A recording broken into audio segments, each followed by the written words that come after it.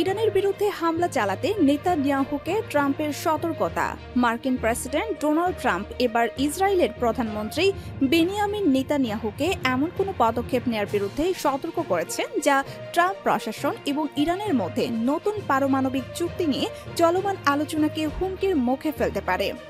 গত বৃহস্পতিবার ২৯ মে এক প্রতিবেদনে এ তথ্য জানিয়েছে চীনা বার্তা সংস্থা।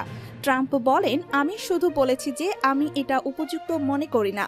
আমরা তাদের সঙ্গে খুব ভালোভাবে আলোচনা করছি এবং আমি মনে করি না এটা এখন উপযুক্ত। ট্রাম্প সাংবাদিকদের বলেন, পরিস্থিতি যে কোনো মুহূর্তে পরিবর্তিত হতে পারে, একটি ফোন কলের মাধ্যমেও সেটি হতে পারে। প্রতিবেদনে ট্রাম্প আরও বলেন, এখন আমি মনে করি যে তারা একটি চুক্তি করতে চায়। যদি চুক্তি করতে পারি তাহলে অনেক জীবন বাঁচাতে পারবো। এদিকে আবার ফিলিস্তিনিদের ত্রাণ নিতেও দিচ্ছে না দখলদার বাহিনী। ১০ জনকে হত্যা। ফিলিস্তিনের অবরুদ্ধ গাজা উপত্যকায় গত ৪৮ ঘন্টায় কমপক্ষে ১০ জন ফিলিস্তিনিকে গুলি করে হত্যা করেছে ইসরায়েলি সেনাবাহিনী। সেখানে নিহতরা সবাই একটি সংস্থার ত্রাণ নেওয়ার জন্য অপেক্ষা করছিলেন। কিন্তু গাজার সরকারি মিডিয়া এক বিবৃতিতে বলেছে, বিতরণ স্থানে ইসরায়েলি সেনাবাহিনীর সহায়তা নিতে জড়ো হওয়া ক্ষুধার্ত ফিলিস্তিনি বেসামরিক নাগরিকদের ওপর সরাসরি গুলি চালিয়েছে, যার ফলে কমপক্ষে ৬২ জন আহত হয়েছেন। গাজায় ত্রাণ লুটের অভিযোগে ৪ জনকে হত্যা, যা বলল হামা।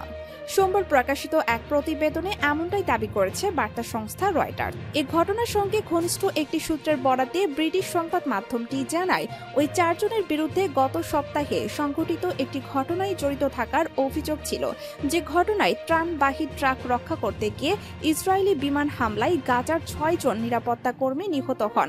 এছাড়াও সূত্রটি জানায়, এ ৪ অপরাধী লুটপাটে জড়িত ছিল এবং ত্রাণ সুরক্ষায় নিয়োজিত বাহিনীর সদস্যদের মৃত্যুর জন্য দায়ী।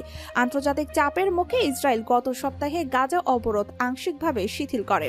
এর ফলে টানা কয়েক মাস প্রথমবারের মতো মানবিক ত্রাণ সহায়তা গাজায় প্রবেশ করতে শুরু করে। তবে এই ত্রাণ সামগ্রী বিতরণে লুটপাট বড় একটি সমস্যা হয়ে দাঁড়িয়েছে। ত্রাণ সংস্থাগুলোর মতে, ইসরায়েলি অবরোধের কারণে গাজার লাখ লাখ মানুষ চরম দুর্ভিক্ষের মুখে পড়েছে, আর সেই নিষ্পেষণই মানুষকে ত্রাণ লুটে বাধ্য করছে। তবে ইসরায়েল হামাসকে এই ত্রাণ চুরির জন্য দায়ী করছে, যা রীতিমতো ভিত্তিহীন বলে অস্বীকার করেছে হামাস। কিন্তু ইসরায়েলি সেনাবাহিনীর মতে, হামাসের নিয়োজিত নিরাপত্তা বাহিনী ত্রাণ সুরক্ষার জন্য নয়, বরং তা গ্রহণ ও নিয়ন্ত্রণের জন্য কাজ করছে। যদিও ইসরায়েল এই অভিযোগের সপক্ষে কোনো প্রমাণ উপস্থাপন করতে পারেনি। বর্তমানে গাজার রাফা অঞ্চলের পূর্ণ নিয়ন্ত্রণ নিয়েছে ইসরায়েলি সেনাবাহিনী, আর ইয়াসের আবু শাবাব নামে এক প্রভাবশালী গোত্রনেতা হামাসের কর্তৃত্বকে প্রকাশ্য চ্যালেঞ্জ জানিয়েছেন। সম্মানিত দর্শক, ইরানের বিরুদ্ধে হামলা চালাতে নেতানিয়াহুকে ট্রাম্পের সতর্কতা, এ নিয়ে আপনাদের কি মতামত অবশ্যই আমাদের কমেন্ট করে জানাবেন। আর আমাদের আপডেট সব ভিডিও পেতে আমাদের চ্যানেলটি সাবস্ক্রাইব করে বেল বাটনটি ক্লিক করে রাখুন।